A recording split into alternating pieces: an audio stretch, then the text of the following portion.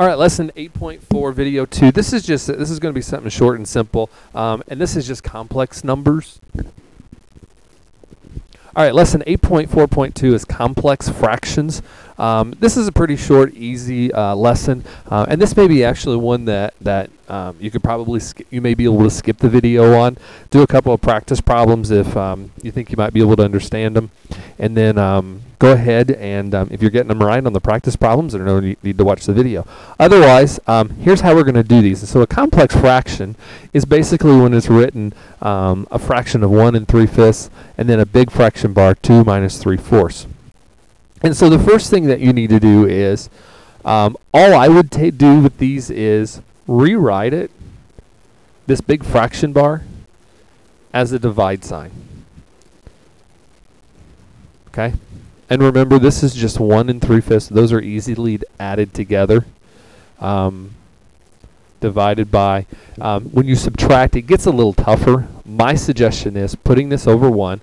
So we're going to take 2 minus 1 minus 3/4.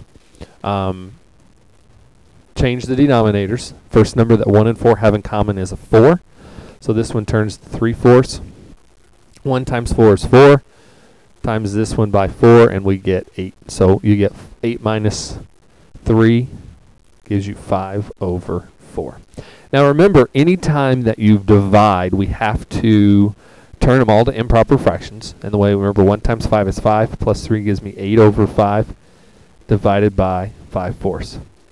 And then we actually, remember, we flip the second fraction. So it becomes 8/5 times 4 over 5.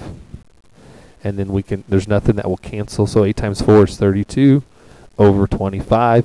And since it doesn't reduce, you can just leave your answer like that. Okay? So looking at example number 2, since both of these are addition, then we can just take 3 plus 2/3 becomes 3 2/3. Remember, the big fraction bar here means to divide, and this becomes 1 1/2. So turn them to improper fractions. 3 times 3 is 9, plus 2 more makes it 11 over 3, divided by 1 times 2 is 2, plus 1 more makes it 3 over 2. Flip the second fraction and turn it to a multiply.